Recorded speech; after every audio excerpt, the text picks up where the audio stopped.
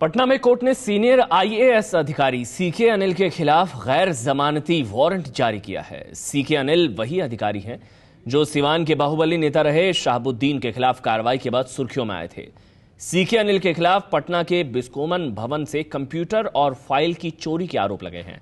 आरोपों पर अभी सीके अनिल का पक्ष सामने नहीं आया है। पुलिस का कहना है कि वारंट मिलने पर आगे की कार्रवाई की जाएगी। मामला यह था कि 23 नवंबर 2012 को बिस्कोमान के अध्यक्ष का चुनाव हुआ था। चुनाव के अगले ही दिन एक कोऑपरेटिव कॉन्फ्रेंस में भाग लेने के लिए मैं जापान चला गया था।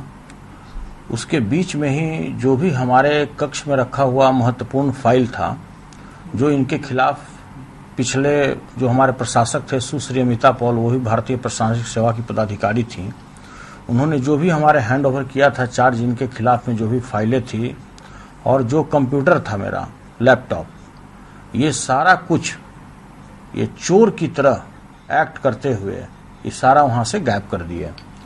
जब मैं लौटकर जापान से आया, हमको सारे चीज़ों की जानकारी दी गई, तब मैंने इनसे जाकर के इनके कक्ष में बोला कि साहब ये एक्ट आपका सही नहीं रहा, आप सारे संचिकाएं और हमारा जो भी कंप्यूटर और सामान था वो सब आप लौटा दें।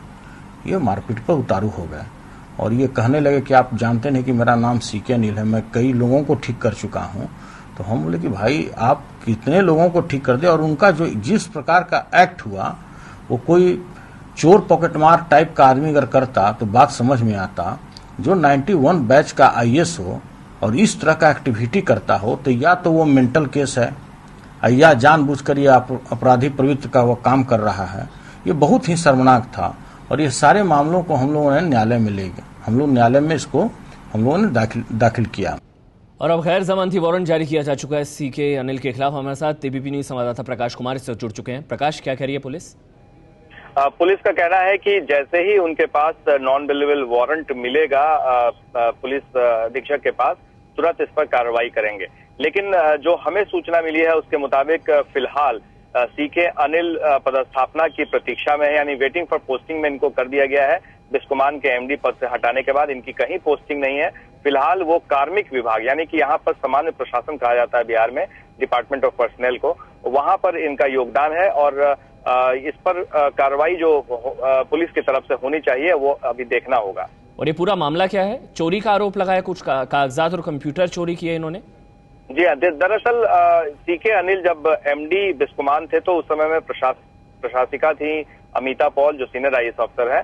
उन्होंने इनके खिलाफ में बहुत सारी शिकायतें की थी सचिवालय में और उसको लेकर के इन्हें डर था कि कहीं उनके खिलाफ कार्रवाई ना हो। तो जितनी भी संचिकाएं ऐसी थी उसको इन पर आरोप है कि उस संचिका और कंप्यूटर को इन्होंने गायब कर दिया है और उसकी चोरी कर ली है और इसी बाबत शिकायत की गई थी, जिसके बाद इनके खिलाफ नॉन बेलेबल वारंट जारी किया गया है पटना के सीजीएम की अदालत से।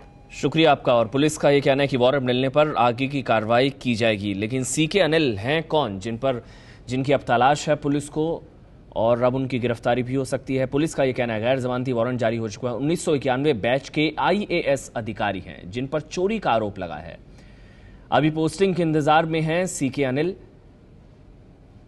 लेकिन अपने खिलाफ कुछ शिकायतें थी, उसी को मिटाने के लिए उन्होंने कोशिश की। बाहुबली शहाबुद्दीन की गिरफ्तारी में अहम रोल रहा था, जो सिवान के बाहुबली नेता रहे हैं शहाबुद्दीन। बिहार के कई जिलों में डीएम भी रह चुके हैं सीके अनिल, जिनके खिलाफ अब गैर जमानती वारंट जारी किया जा चुका है। कृषि विभाग के सचिव भी रह चुके हैं।